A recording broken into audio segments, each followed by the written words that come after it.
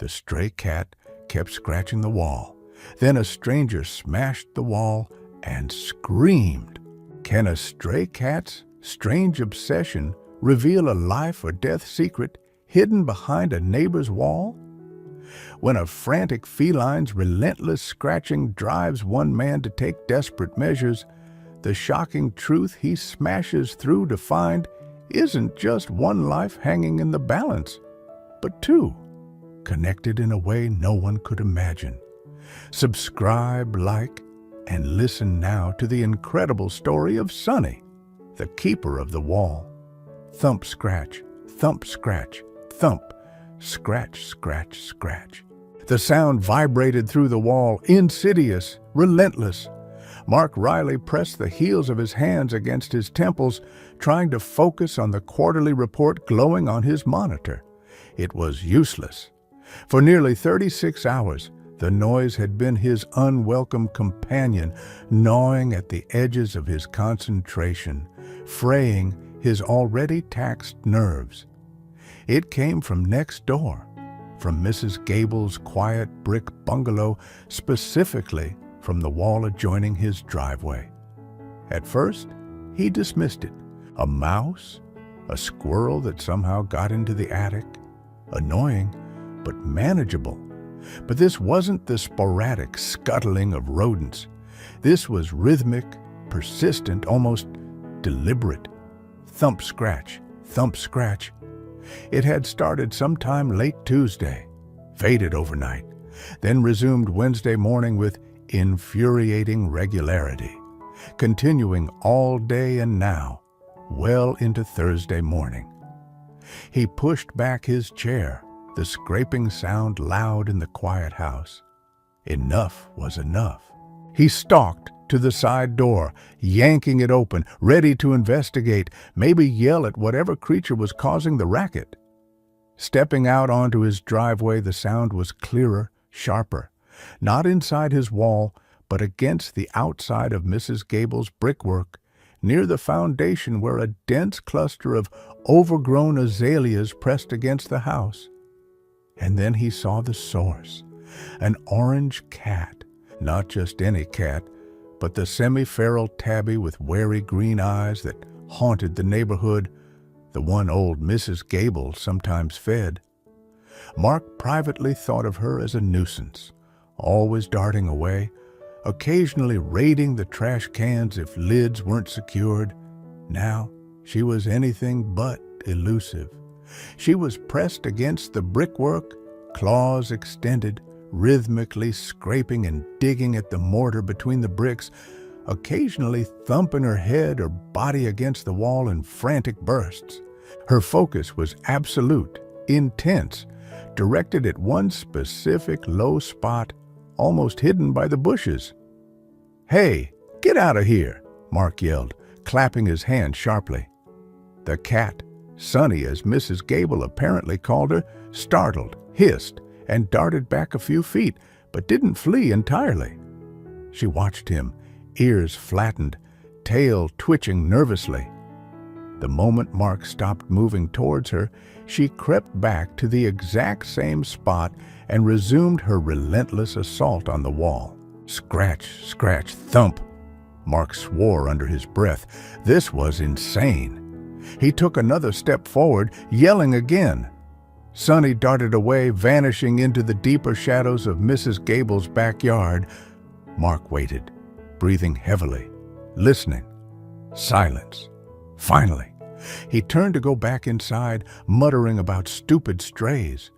But before he even reached his door, he heard it again, fainter now, but unmistakable. Scratch, scratch, scratch, thump. She was back, at the exact same spot. A prickle of something other than annoyance, something closer to unease, touched Mark's spine. Why was she so fixated on that single point? What the hell was going on behind Mrs. Gable's wall? Mark Riley, 36, worked remotely as a software engineer, a job that demanded focus and quiet. Two things increasingly scarce in his life since moving back to his hometown of Oakwood, Illinois, 6 months ago. He'd come back to be closer to his aging parents after a decade away in the fast-paced tech world of Seattle. He'd bought this modest ranch house next door to Evelyn Gable partly because it was affordable, partly because the neighborhood seemed peaceful. Mostly, it was peaceful. His days usually followed a predictable pattern: early morning run, coffee, long hours coding, microwave dinners, maybe a streaming binge before bed. He was stressed, often working long hours to meet deadlines for a demanding client, and didn't have much bandwidth for neighborly interactions beyond a polite wave. Evelyn Gable, or Mrs. Gable as everyone called her, was 84, a widow for nearly 20 years. She'd lived in her tidy brick bungalow since the 1960s. She was a neighborhood fixture, known for her immaculate roses, her quiet kindness, and her soft spot for stray animals. Mark knew she lived alone. Her children were scattered across the country. He saw her occasionally puttering in her garden or waving from her porch. She'd brought him cookies when he first moved in, a gesture that touched him, but also made him feel slightly awkward, unused to such open friendliness. He knew she fed the strays, including the wary orange tabby. He'd seen the cat, Sunny, waiting patiently on Mrs. Gable's back steps some evenings. Sunny was a true stray, skittish, thin, always seemingly on high alert, a survivor navigating the suburban landscape.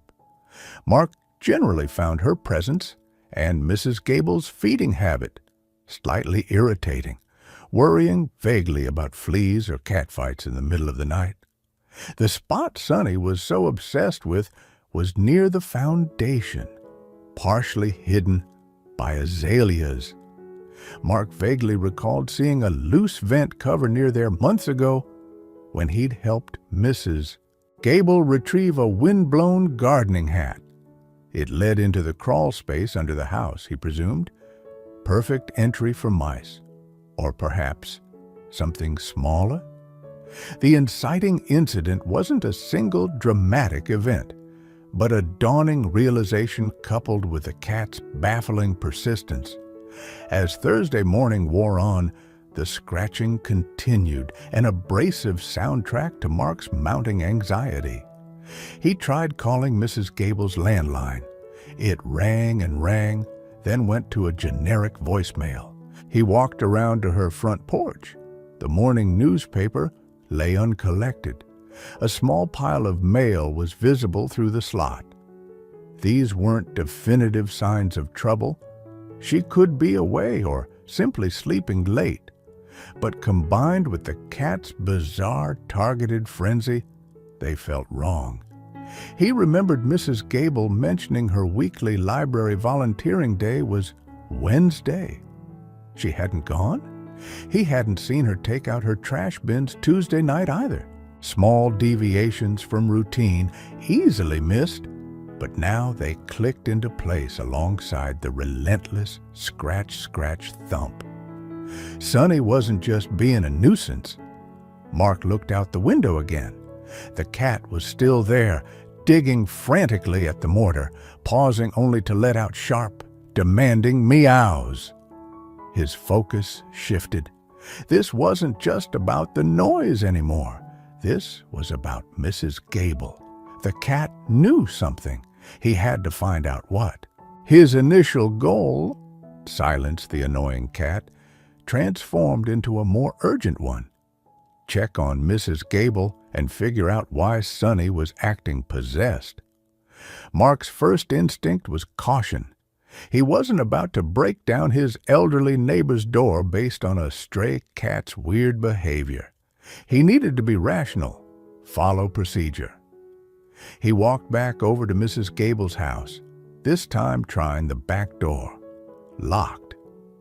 He peered through the kitchen window above the sink. A couple of dishes sat neatly in the drying rack, the counter tidy, Nothing seemed to miss from that angle.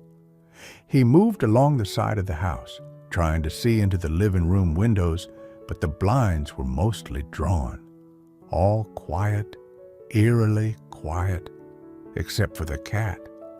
Sunny was still glued to her spot by the azaleas, her paws dusty, her meows growing more frantic. Mark approached her slowly. "Okay, Sunny, what is it?" he murmured, trying to sound calm. "What's got you so worked up?"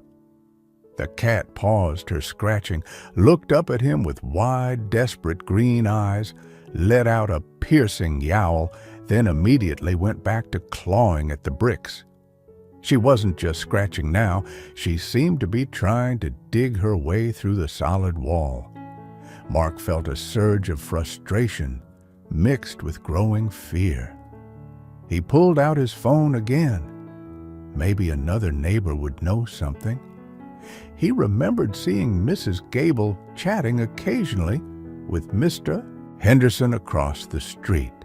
Henderson was retired, always seemed to be watching the neighborhood comings and goings. Mark walked across the street. "Mr. Henderson," Mark called out as the older man collected his mail. "Have you seen Mrs. Gable in the last day or two?" Henderson squinted at him. "Evelyn? Can't say I have. Why?" "Well," Mark hesitated, feeling foolish, "it's just her paper and mail are piling up and her cat—" He gestured vaguely. "Well, a cat. That orange stray she feeds has been scratching non-stop at the side of her house since Tuesday night, acting really strange." Henderson chuckled dismissively. "That cat?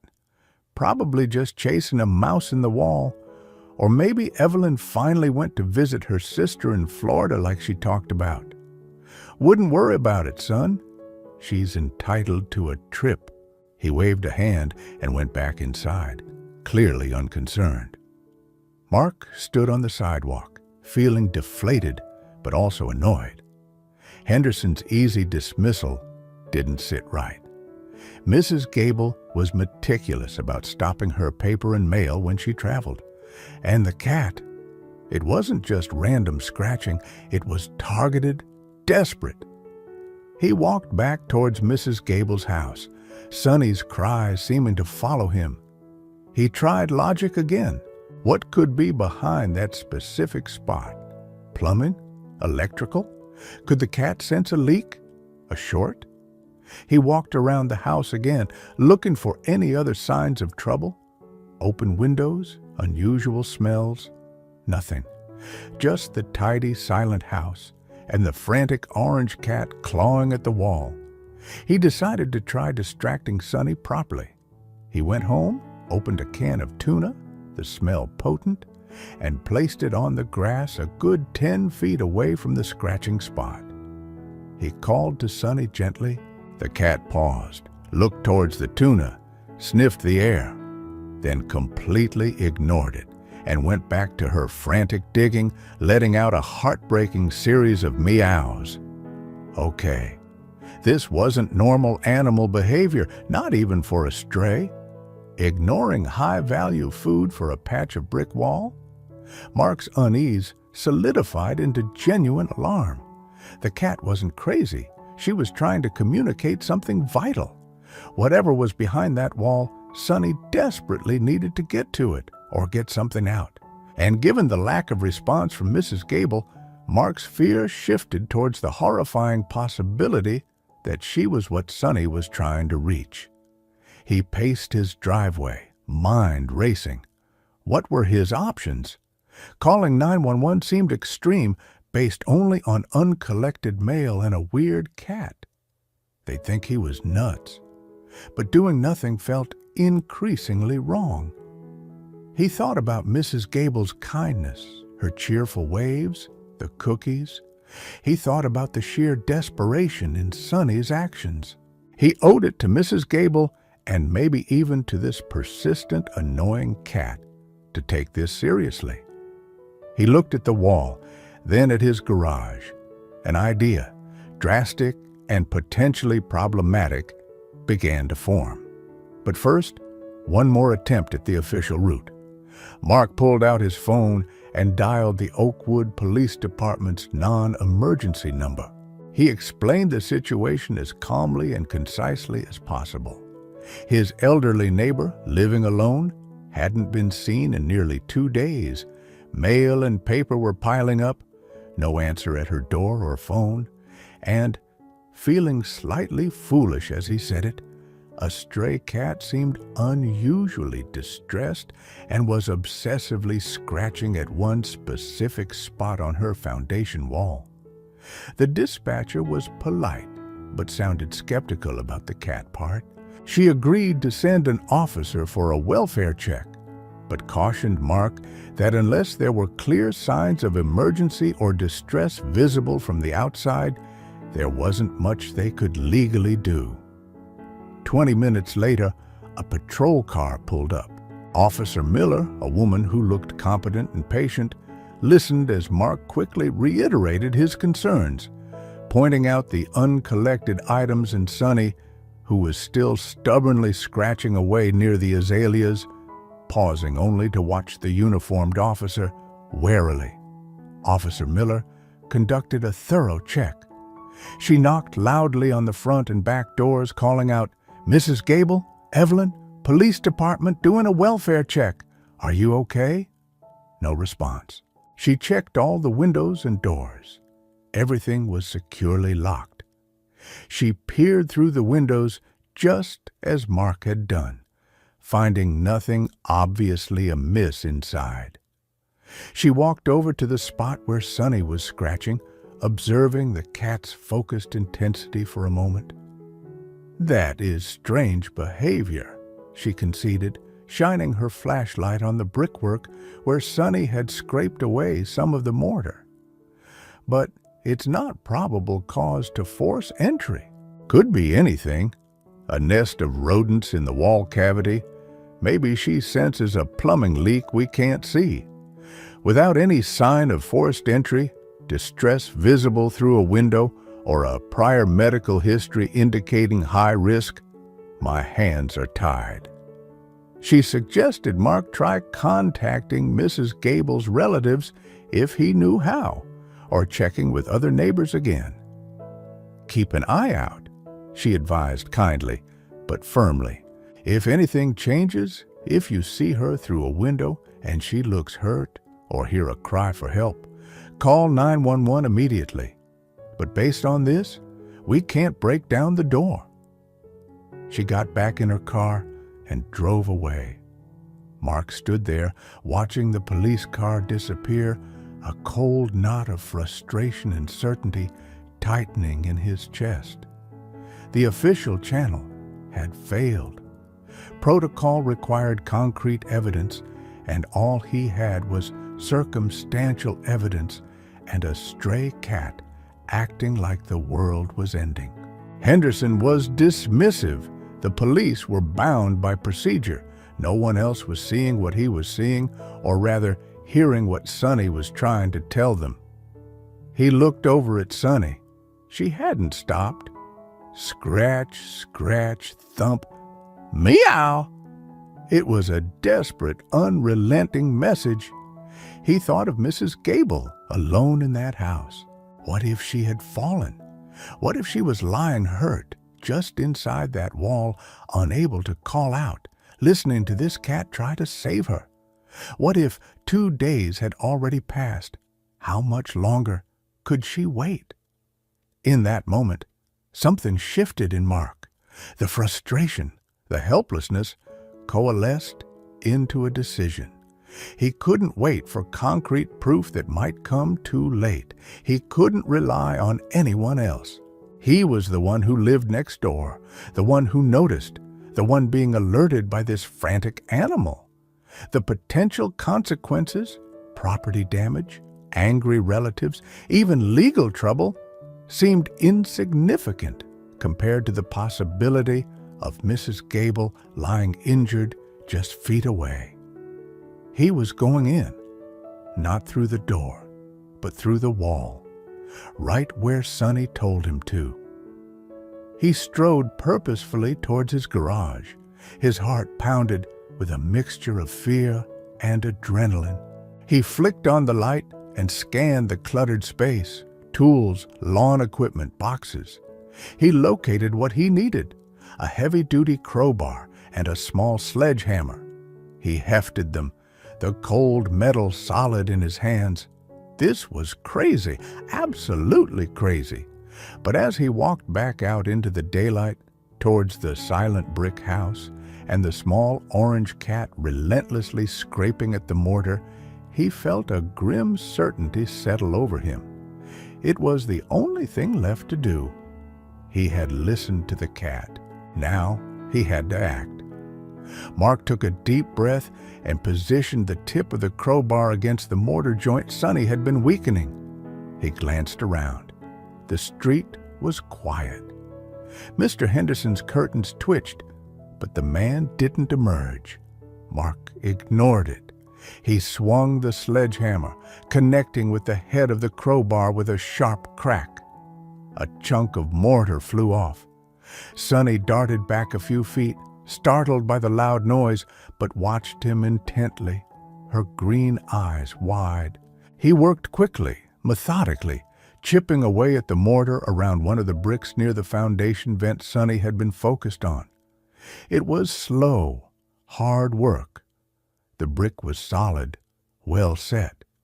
Sweat beaded on his forehead despite the mild spring air. Each strike of the hammer echoed unnervingly in the quiet neighborhood. He managed to loosen one brick, then another, prying them out carefully and setting them on the grass. Behind the brick layer was wood sheathing. This was going to be tougher than he thought. "What in God's name are you doing, Riley?" Mark flinched, turning to see Mr. Henderson standing on the edge of his lawn, arms crossed, face thunderous. "Stay out of this, Walter," Mark grunted, turning back to the wall and wedging the crowbar behind the sheathing. "That's vandalism! You can't just tear down Evelyn's house. I'm calling the police." Henderson fumed. "Call them!" Mark yelled back over his shoulder, putting his weight into the crowbar. "Maybe they can explain why no one checked inside. Something's wrong, I know it." The wood splintered. Sonny, who had crept closer again, let out an encouraging meow. Mark switched to the sledgehammer again, swinging it directly against the weakened sheathing. It splintered further, then broke inwards with a crash, revealing darkness and the fuzzy texture of insulation behind it. Dust filled the air. He coughed, waving it away. Now for the interior wall, likely drywall or plaster. He used the crowbar again, punching it through the insulation and hitting the softer resistance of drywall. He ripped downwards, tearing a jagged opening. "Mrs. Gable?" he shouted into the hole. "Evelyn, can you hear me?" Silence. Or was that something? A faint sound, like a weak sigh or a rustle? Or just insulation settling? Sonny pushed past his legs, trying to peer into the opening, letting out a series of sharp, high-pitched mews directly into the darkness. Her desperation was palpable, infectious. Okay, girl, I hear you," Mark muttered, his own heart pounding. He worked faster now, tearing away more drywall, enlarging the hole, ignoring the protests from Henderson, who was now indeed on his phone, likely talking to the police again. Mark didn't care. He needed to see inside. He ripped away a final large piece of drywall. The opening was about 2 feet wide now, dark within. He grabbed the heavy-duty flashlight he'd brought from the garage. His hands were shaking slightly. What would he find? He braced himself, picturing the worst, hoping desperately for something less. He aimed the beam of light through the hole into the darkness of Mrs. Gable's house. He saw carpet first, the faded floral pattern of what must be her den or living room. Then the beam traveled upwards, illuminating an overturned end table, a scattered pile of magazines, and then, dear God, his breath caught in his throat. He felt the scream rising before he could stop it, a raw sound torn from his lungs, echoing Henderson's angry shouts. The flashlight beam held steady, illuminating the scene with brutal clarity. Evelyn Gable lay sprawled on the carpet just inside the wall, her body twisted at an unnatural angle. One arm was outstretched towards the overturned table where her phone lay just beyond her reach. Her eyes were open, glazed with pain and exhaustion, but she was looking towards the hole, towards the light. She was alive. Mark's initial scream morphed into a choked cry of horror and relief. "Mrs. Gable, oh my God, hold on, I'm calling 911. He scrambled for his phone, fumbling with the buttons, his hands slick with sweat and dust. As he frantically relayed the address and situation to the emergency dispatcher. "Elderly woman, fallen, unresponsive but alive. I broke through the wall." Another sound reached him, a tiny, high-pitched mewling, almost lost beneath his own panicked voice. It came from inside the wall cavity itself, near where Mrs. Gable lay. After ending the call, Mark aimed the flashlight back into the hole, lower this time, into the space between the studs where he'd torn away the drywall. There, huddled on a small ledge formed by a piece of insulation, was a tiny ball of orange fur, a kitten no bigger than his fist, dusty, shivering, blinking rapidly in the sudden light. It let out another pathetic cry. Sonny, outside the hole now, echoed it with an anxious, rumbling meow, peering desperately towards her trapped baby. The dual shock hit Mark with the force of a physical blow. The cat hadn't just been frantic about Mrs. Gable. She had been desperately trying to reach her own kitten, trapped just inches away from the fallen woman. Mark carefully, gently reached through the hole. The kitten hissed weakly but was too small and scared to put up a fight. He scooped it up carefully. It felt impossibly light, fragile. He cradled it against his chest, murmuring soothing sounds before carefully passing it out to Sonny, who snatched it up gently in her mouth, purring frantically, and retreated quickly back towards the bushes with her rescued baby. Sirens wailed in the distance, growing louder. Mark turned his full attention back to Mrs. Gable, speaking to her through the hole. "Help is coming, Mrs. Gable. Just hold on. You're not alone." Her eyelids fluttered in acknowledgement. Moments later, paramedics and police officers, including a slightly stunned Officer Miller, were swarming the scene. They quickly assessed the situation, efficiently widening the hole Mark had made to safely extricate Mrs. Gable onto a stretcher, stabilizing her before rushing her to the ambulance. Mark watched them go, the adrenaline fading, leaving him shaky and covered in dust, the image of Mrs. Gable's faint gaze and the tiny trapped kitten seared into his mind. In the aftermath, Mark explained the whole story. The incessant scratching, his growing worry, the dismissals, the failure of the welfare check, his decision to break through the wall, and the shocking dual discovery of Mrs. Gable and the kitten to Officer Miller and a now quiet and rather ashamed-looking Mr. Henderson. Officer Miller, seeing the context, assured Mark he wouldn't face charges for the property damage given the life-saving outcome. Mrs. Gable spent several days in the hospital recovering from dehydration, a fractured hip from the fall, and exhaustion. But the doctors confirmed that the timely rescue had undoubtedly saved her life. If she had lain there much longer, the outcome could have been tragic. News of the rescue and the stray cat's crucial role spread through the neighborhood. Mark, previously just the quiet new guy, found himself receiving grateful nods and friendly words from neighbors he barely knew. Mr. Henderson even offered a gruff apology and help repairing the wall. Mark checked on Sunny and her kitten regularly over the next few days, leaving out high-quality food and water near the bushes. Sunny remained wary, but allowed him closer now, seemingly understanding his role in the rescue. The kitten, cleaned up and surprisingly resilient, stayed close to its mother. When Mrs. Gable was finally able to return home, needing visiting nurses and physical therapy, one of her first questions was about Sunny. Mark assured her the cat and her kitten were safe. Knowing she wouldn't be able to care for them properly during her recovery, Mark, with Mrs. Gable's grateful blessing, made a decision.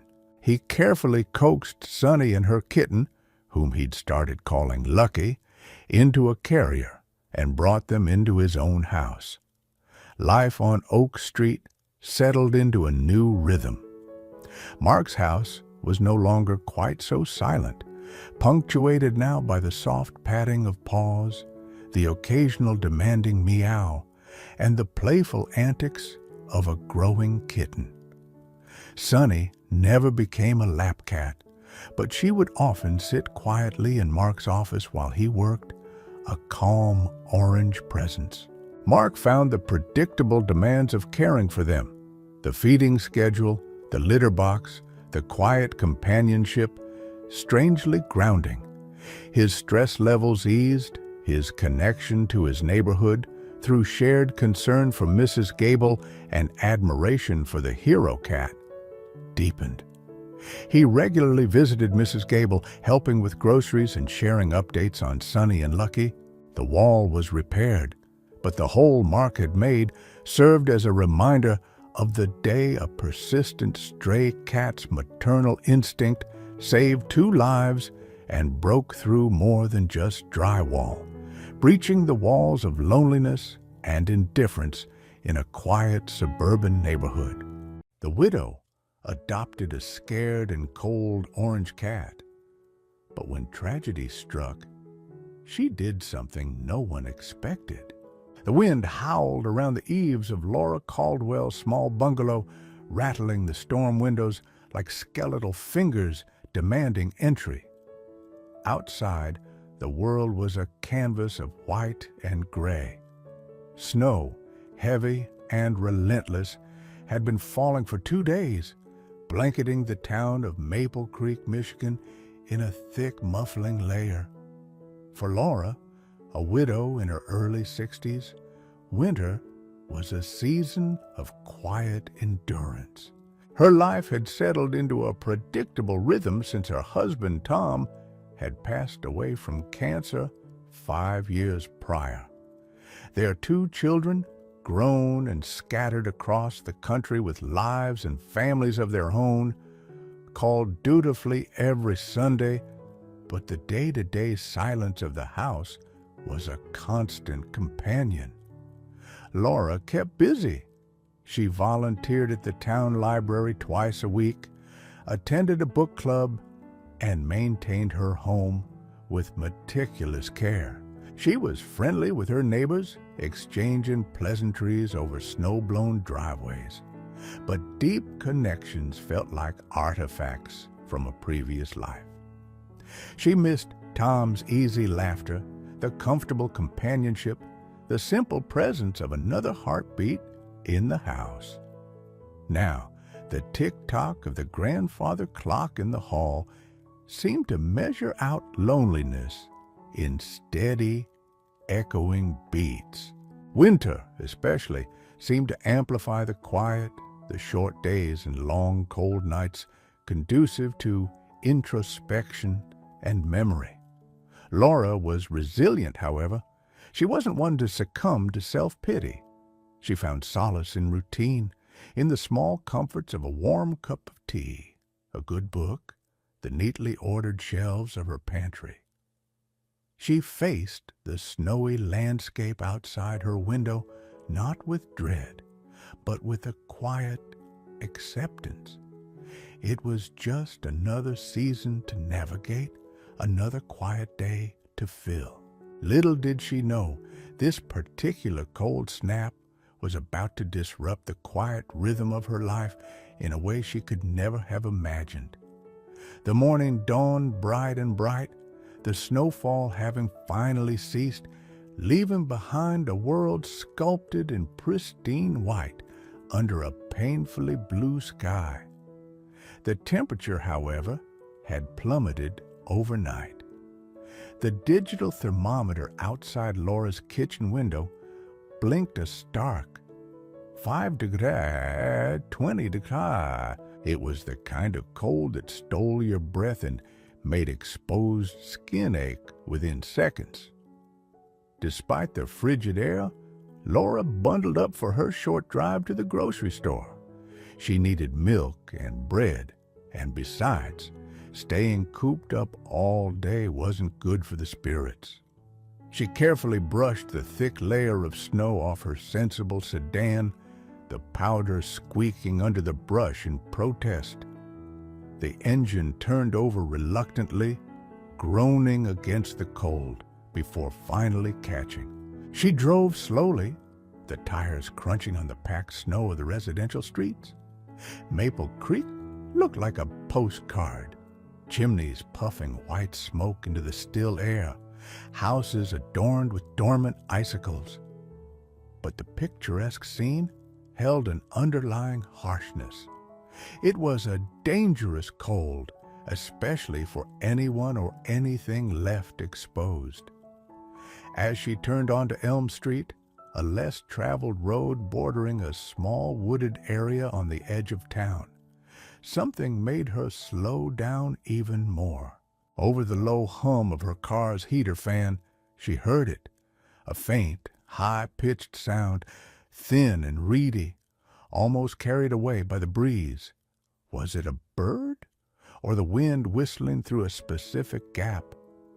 She stopped the car, rolling down her window just a crack. The frigid air instantly bit at her face. She listened intently. There it was again, a weak, mewling cry. It seemed to be coming from the side of the road, near a cluster of large industrial-sized garbage bins belonging to a small business park nearby, their contents likely frozen solid. Curiosity, mixed with a dawning sense of unease, pricked at her. Animals sometimes sought shelter near bins, but on a morning this cold, any creature left out wouldn't last long. She hesitated. It was probably nothing, maybe just the wind. But the sound, fragile and desperate, tugged at something within her. Laura pulled the car over to the snowy shoulder, switching on her hazard lights. She zipped her parka up to her chin, pulled her woolen hat down firmly, and pushed open the car door, stepping out into the biting cold. The snow crunched loudly under her boots. She approached the garbage bins cautiously, peering into the narrow gap between the cold metal and a snowdrift piled high by the plows. The mewling sound came again, weaker this time, almost a sigh. "Hello?" Laura called out softly, her breath plumbing white in the air. "Is anyone there?" Her eyes scanned the area, looking for tracks, for any sign of movement, and then she saw it. Huddled deep in the shadows behind one of the bins, pressed against the frozen ground, was a small, pathetic shape.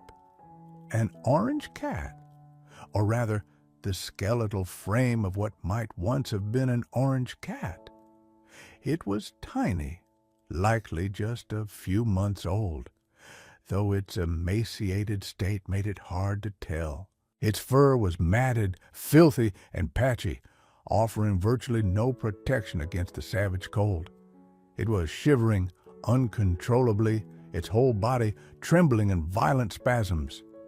Snowflakes clung to its fur like icy jewels. Its eyes, when they flickered open, were huge in its tiny face, clouded with a mixture of terror and utter despair. It looked less like a living creature and more like a discarded, broken toy. Laura's heart clenched. How could anything survive out here? How long had it been here? It let out another pitiful cry, so weak it was barely audible. It didn't try to run. It likely didn't have the strength. It just lay there, shivering, waiting for the end. For a moment, Laura stood frozen, paralyzed by the grim sight and the overwhelming cold. Practical thoughts warred with raw emotion. The cat might be diseased. It could have rabies. It was probably too far gone anyway. Taking it in would be messy, potentially expensive. She lived alone. She hadn't had a pet since Tom passed. But then she looked into those clouded, despairing eyes again. She saw the tiny body quivering, fighting a losing battle against the elements. She thought of the warmth of her own home, the food in her pantry, the quiet safety she took for granted. How could she possibly drive away and leave this creature to die alone in the freezing garbage? She couldn't. It wasn't in her nature. Tom had always called her a soft touch, especially when it came to anything small and helpless. Making a swift decision, Laura unwound the thick woolen scarf from her neck. It was her favorite, knitted by her daughter years ago. Moving slowly so as not to frighten the cat further, she knelt in the snow beside the bins. "It's okay, little one," she murmured, her voice soft and soothing, despite the cold air making her throat tight. "It's okay. I'm going to help you." The cat flinched violently as her hand approached, letting out a tiny hiss that held no real threat, only fear. Laura paused, then very gently slid the scarf underneath its frail body. It weighed almost nothing. With infinite care, she folded the ends of the scarf over the shivering form, creating a makeshift bundle. She scooped it up. The cat stiffened, but didn't fight, too weak or too terrified. Holding the bundle securely against her chest, shielding it with her own body, Laura hurried back to her car. The desperate need to get this creature into warmth overriding everything else. She settled the scarf bundle onto the passenger seat, cranked the heater up as high as it would go, and drove home, her heart pounding with a mixture of anxiety and determination. She didn't know if the little cat would survive, but she knew she had to try. Back inside the blessed warmth of her house, Laura moved quickly. She carried the scarf bundle into the small spare bathroom. It was easy to clean and could be closed off, providing a contained, quiet space. She lined an old cardboard box with soft, clean towels, creating a makeshift bed, and placed a heating pad underneath it, set to the lowest temperature. Very gently, she unwrapped the scarf. The kitten lay listlessly on the woolen folds, still shivering, though perhaps less violently now. Its eyes were closed. Laura's heart sank. Had she been too late? She touched its side, hesitantly. A faint tremor ran through its body, and its whiskers twitched. Still alive. She filled a shallow dish with lukewarm water and placed it near the box. She didn't have cat food, but she warmed a tiny amount of milk, knowing it wasn't ideal but desperate, and diluted it heavily with water, offering it in another shallow dish. The kitten showed no interest in either. Laura moistened a soft washcloth with warm water and tried to gently wipe away some of the grime from the kitten's face and fur. It flinched weakly at her touch, but didn't resist. Its skin felt paper-thin over sharp bones. She could feel its fragile heartbeat, rapid and thready, beneath her fingertips. Knowing the kitten needed quiet and minimal stress above all else, Laura dimmed the bathroom lights, made sure the heating pad wasn't too hot, and placed the box with the kitten inside. She left the water and diluted milk nearby. "You're safe now, little one," she whispered, backing slowly out of the room and closing the door almost completely, leaving just a small crack for air. "Just rest." She leaned against the closed door, her own body trembling slightly. Whether from the residual cold or the emotional intensity of the last hour, she wasn't sure. She had done all she could for now. The rest was up to the tiny, frozen creature fighting for its life inside the quiet dark of the spare bathroom. The first 24 hours were touch and go. Laura checked on the kitten every couple of hours, her heart lurching each time she pushed the bathroom door open. It remained in the box, curled into a tight ball, barely seeming to breathe. It ignored the water and the diluted milk. Laura replaced the milk mixture with a bit of plain cooked chicken broth, hoping the smell might tempt it, but it remained untouched. By the second day, the shivering had lessened significantly, thanks to the warmth of the heating pad and the room. The kitten, Laura realized she couldn't keep thinking of it as the kitten, had shifted slightly in the box, but still made no move to get out. It watched her with wide, terrified eyes whenever she entered, pressing itself into the corner of the box, trying to become invisible. Any move Laura made towards it caused it to flinch or hiss weakly. The fear radiating from the tiny creature was profound. Laura wondered what horrors it had endured in its short, brutal life to be so utterly traumatized. Abandonment was cruel enough, but had there been violence? Abuse? Its complete withdrawal suggested more than just starvation and cold.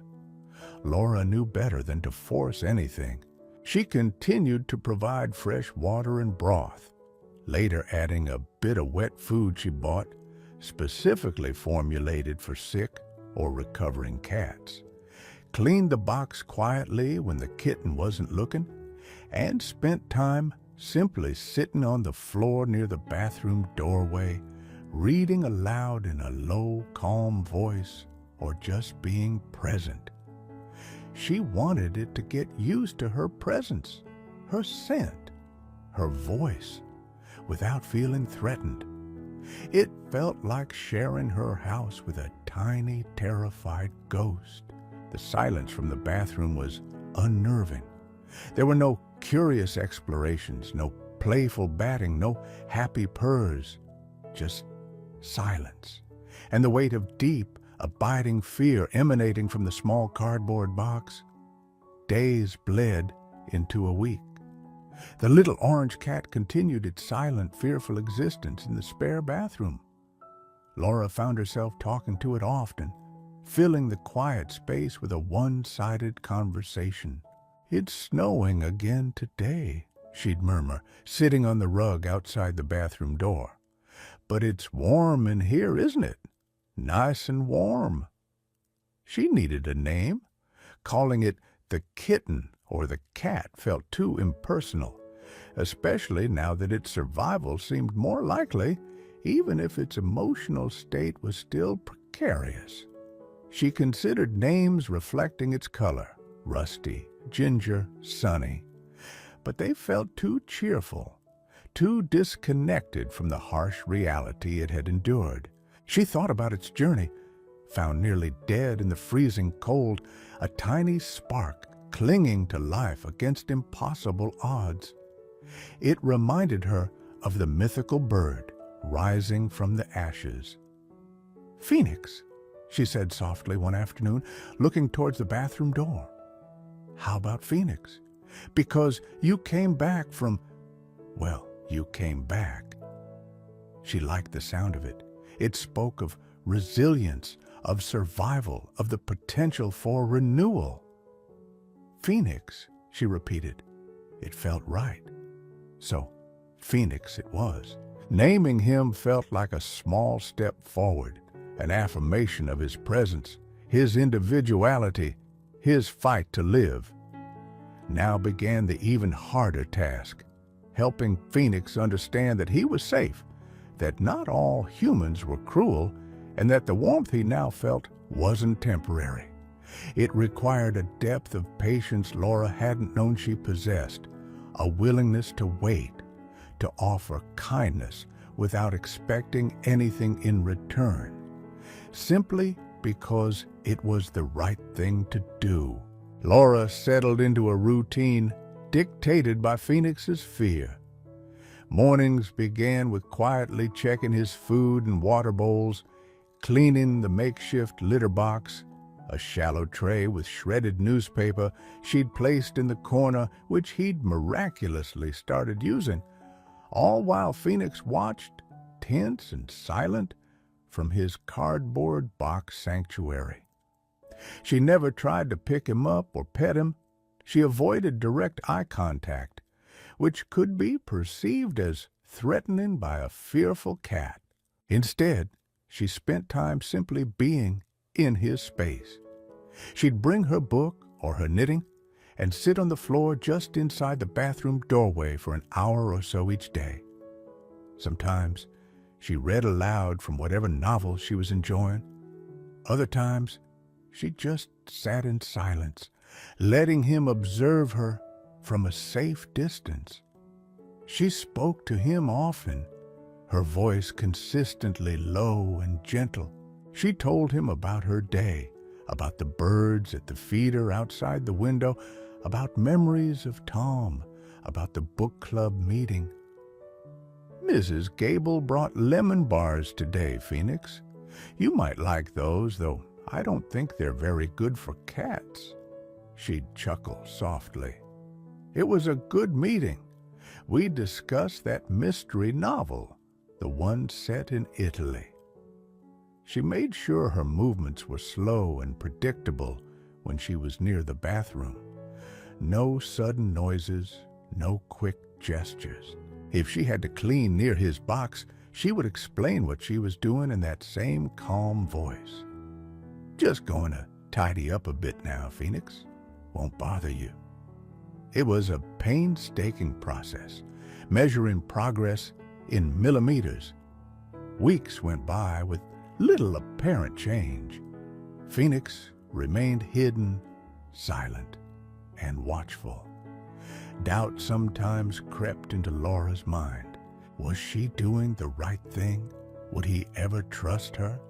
Was he destined to live his life as a terrified ghost in her bathroom? But she pushed the doubts aside.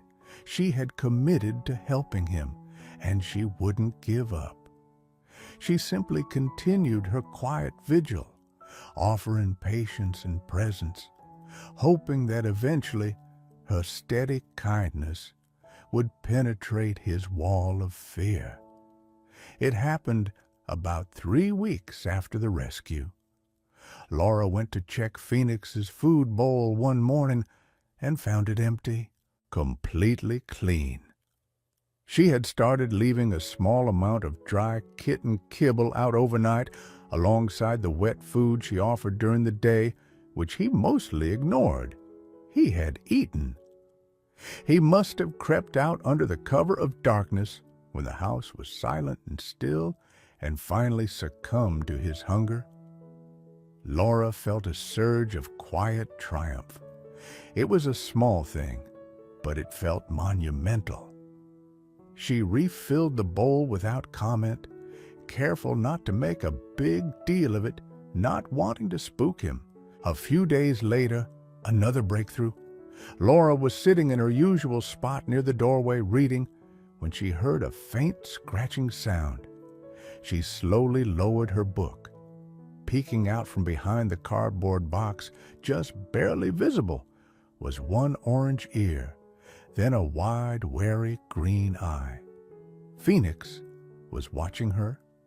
As soon as her gaze met his, he vanished back into the box. But he had looked. He had shown curiosity, however fleeting. Progress continued in these tiny increments. She started noticing the water level in his bowl was lower each morning.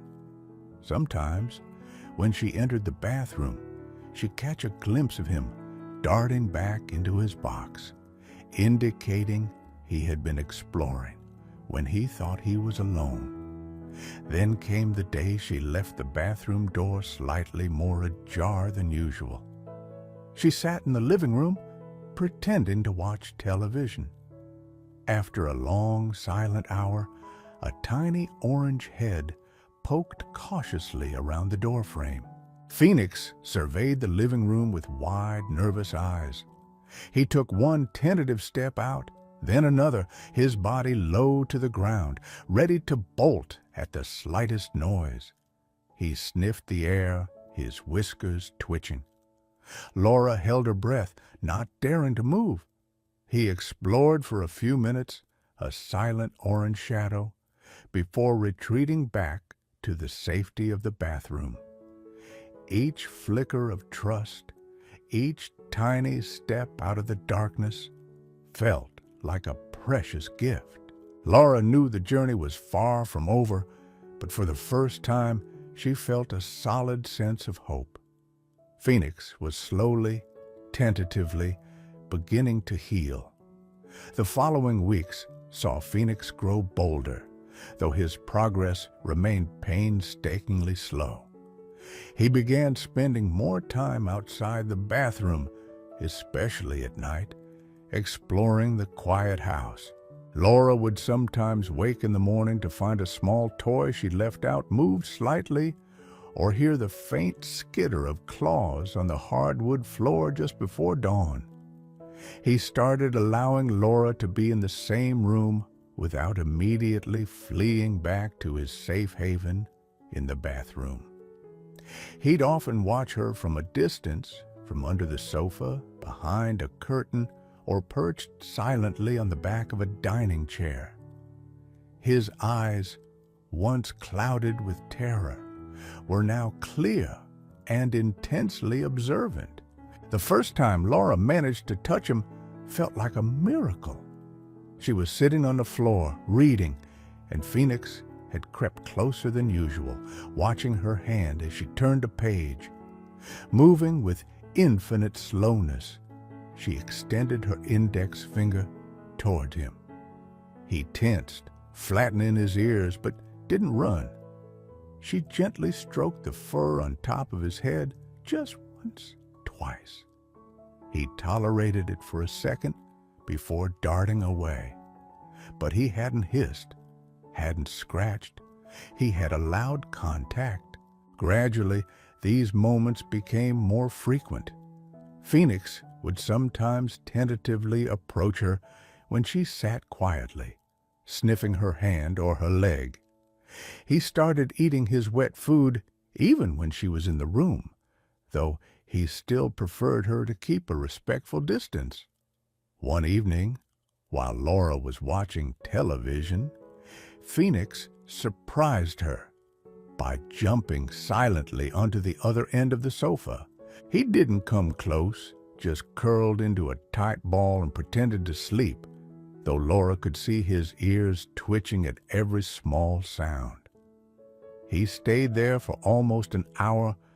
She even heard him purr eventually.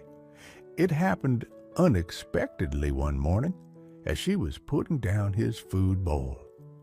He brushed against her leg, a fleeting contact, and she heard a faint, rumbling sound, rusty and unused. It vanished as quickly as it came, but Laura's heart soared. Phoenix was still a deeply cautious cat, prone to startling at loud noises or sudden movements, but the terrified ghost was receding. In its place was emerging a quiet, watchful, intelligent creature who was slowly learning that perhaps, just perhaps, this warm house and the kind woman who lived in it could be trusted. The bridge between them, built with patience and quiet affection, was finally starting to feel solid. Several months had passed since Phoenix's rescue. Winter had reluctantly given way to a cool, damp spring. Maple Creek was shedding its snowy coat, revealing the first hints of green. Phoenix, too, had transformed. He was still lean, but no longer skeletal. His orange fur was thick and glossy, thanks to regular meals and Laura's gentle grooming, which he now tolerated, sometimes even seeming to enjoy. He wasn't a lap cat, not yet anyway, and likely never would be overly demonstrative. But he had become a quiet fixture in Laura's life. He no longer hid constantly. He had claimed a spot on the worn armchair near the window as his own, spending hours watching the birds outside. He would follow Laura from room to room sometimes, maintaining a comfortable distance but clearly wanting to be near her. He greeted her with a silent head nudge when she came home from her library volunteering shifts.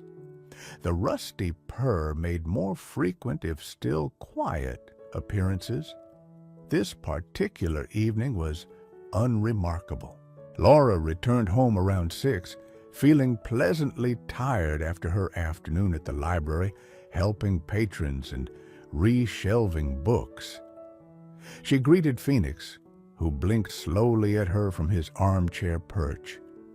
She changed out of her work clothes, prepared a simple dinner for herself, soup and a sandwich, and fed Phoenix his favorite salmon pâté, which he ate with quiet enthusiasm near her feet in the kitchen. After cleaning up, Laura settled onto the sofa with a new novel she'd borrowed from the library. Phoenix, after a thorough grooming session on his armchair, jumped onto the sofa cushion beside her, a relatively new and always welcome development. He curled up, not touching her, but close enough that she could feel the slight warmth radiating from his body. The rhythmic tick-tock of the grandfather clock filled the comfortable silence, punctuated occasionally by the soft sound of Phoenix purring and the turning of pages. It was a peaceful, ordinary evening, the kind Laura had come to cherish. She felt content, a quiet warmth spreading through her chest that had nothing to do with the house's heating system. Laura turned another page, completely absorbed in her book. She reached for the cup of herbal tea cooling on the end table beside the sofa. As she lifted the cup, a sudden sharp pain radiated through her chest, fierce and constricting, like a vice tightening around her ribs. It stole her breath. She gasped, dropping the teacup. It hit the rug with a dull thud, splashing lukewarm liquid.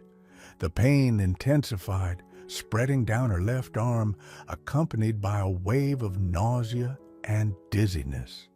Her vision blurred at the edges. Panic seized her. Heart attack. The words screamed in her mind. She tried to stand, to reach the phone resting on the end table, but her legs wouldn't cooperate. A profound weakness washed over her. She slumped sideways, sliding from the sofa onto the floor. She landed heavily on her side, the impact jarring her teeth. She lay there, gasping for air, the pain a relentless crushing weight. The room seemed to spin. She could hear Phoenix let out a startled yowl as the teacup fell and she collapsed. She tried to call out his name, to call for help, but only a strangled whisper emerged. Her eyes darted towards the end table, the phone, her landline. It was only a few feet away, but it might as well have been miles. She tried to push herself up, to crawl towards it, but her left arm was numb and heavy, and a terrifying weakness paralyzed her limbs. Black spots danced in front of her eyes. I needed to call 911, she thought desperately, but the simple act felt utterly impossible. Alone. She was alone, except for Phoenix. Phoenix, jolted from his doze by the clatter of the falling teacup and Laura's sudden collapse, reacted instantly with panicked fear. One moment, his human was a source of quiet warmth and safety.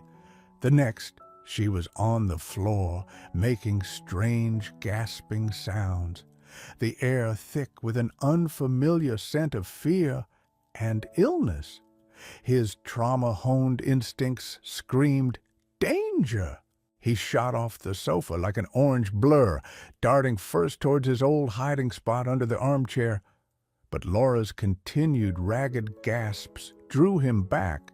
He crept out, tail low, ears flattened, his green eyes wide with alarm. He circled the spot where Laura lay, letting out anxious, chirping meows, sounds she had never heard him make before. He didn't understand what was happening, only that his source of security was suddenly, terrifyingly wrong. He paced back and forth, agitated, his usual cautious nature overridden by confusion and fear. He jumped onto the coffee table, then off again. He ran towards the kitchen, then back towards Laura.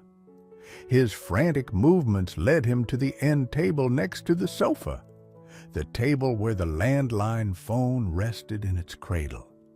He leaped onto its polished surface, perhaps seeking a higher vantage point, perhaps just acting on random panic. His paws skidded slightly. He collided with the base of the telephone. The impact wasn't huge, but it was enough. The beige plastic phone, a slightly older model with a corded handset, wobbled precariously. Then, with a clatter that echoed loudly in the tense silence, it tumbled off the end table and crashed onto the carpeted floor, landing just inches from Laura's outstretched, unmoving hand. The handset bounced out of the cradle, emitting a persistent, high-pitched dial tone. Phoenix, startled by the noise he'd caused, leaped off the table and darted behind the armchair, peering out with wide, frightened eyes. He had no concept of phones or emergency numbers. His action was born purely of panic and disorientation. But in that single, accidental, chaotic moment, he had done the only thing that could possibly save Laura's life. Through the haze of pain and fading consciousness, Laura heard the clatter of the phone hitting the floor. The insistent dial tone pierced the fog in her brain. Hope, sharp and desperate, surged through her. She turned her head, her cheek pressing against the carpet fibers. There it was. The handset lay separate from the base, blessedly close. With an effort that felt superhuman, summoning every last ounce of strength, Laura forced her trembling right arm to move. Millimeter by agonizing millimeter, she stretched her fingers toward the handset. Her fingertips brushed the cool plastic. She fumbled, her grip weak, but managed to curl her fingers around it. Dragging it closer, she pressed the receiver clumsily against her ear, the dial tone loud and jarring. Her vision was tunneling, the black spots swirling. Her fingers felt thick and unresponsive as she tried to press the buttons on the base, which had also landed nearby. 911. Did she hit them right? She couldn't be sure. She tried to speak into the receiver, but only a faint groan escaped her lips. Maple Creek 911, what's your emergency? The calm voice on the other end sounded miles away. Laura tried again, pushing the words out. Help, chest pain, collapsed. Laura Caldwell, 12 Maple. Her voice faded out. She couldn't say more. She dropped the receiver, her arm falling limply. The dial tone was replaced by the dispatcher's urgent, unanswered questions. But it was enough.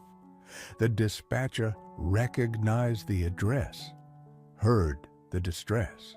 Within minutes, the sound of sirens grew louder, closer. Laura heard pounding on her front door, then the splintering crash as paramedics forced entry. Vaguely, she registered figures leaning over her, voices calling her name, the prick of a needle, the sensation of being lifted. As darkness enveloped her completely, her last conscious thought was of a flash of orange fur disappearing under a chair, and the impossible realization that her little rescued ghost, her phoenix, had somehow, miraculously, saved her. Laura drifted in and out of consciousness in the sterile environment of the hospital.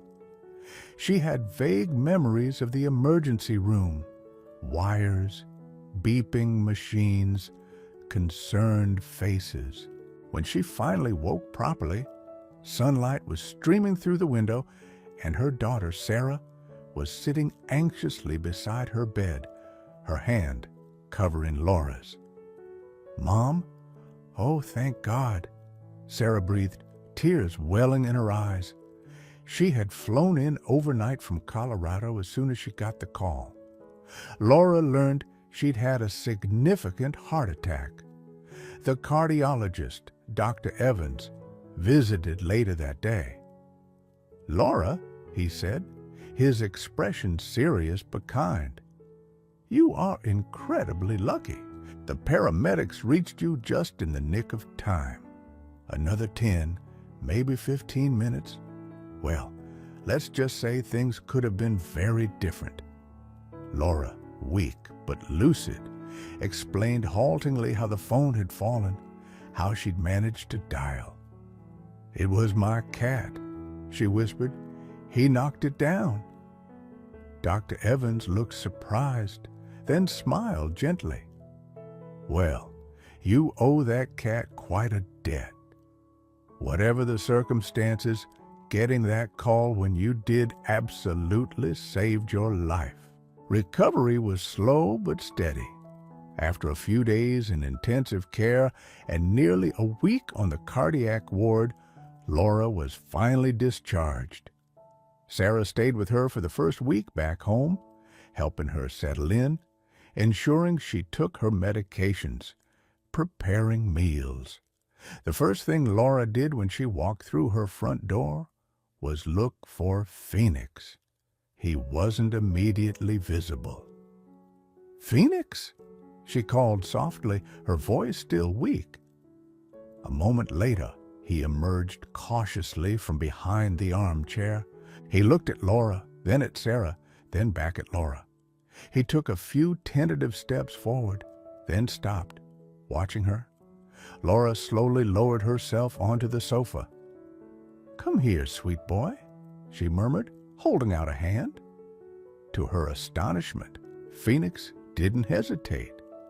He walked directly to her, jumped lightly onto the sofa beside her, and for the first time ever, deliberately rubbed his head against her arm, letting out a loud, rumbling purr. He looked up at her, his green eyes clear and steady, and blinked slowly. Tears streamed down Laura's face as she gently stroked his soft orange fur. This wasn't the terrified ghost she had rescued from the cold. This was her companion, her small, furry hero, her family. The trauma of her collapse had seemingly broken through the last vestiges of his fear, cementing their bond in a way nothing else could have. From that day on, Phoenix rarely left her side. He became her shadow, sleeping curled at the foot of her bed, sitting on the arm of her chair while she read, even following her into the kitchen. He was still a quiet cat, but the fear was gone, replaced by a calm, devoted affection. Laura cherished him, showering him with love and gratitude. He was living proof that even from the depths of despair and fear, life could find a way, and that sometimes the creatures we rescue end up rescuing us right back. The quiet house no longer felt empty. It felt full, warmed by the presence of a small orange cat named Phoenix, who had not only risen from his own ashes, but had also, quite literally, saved her life.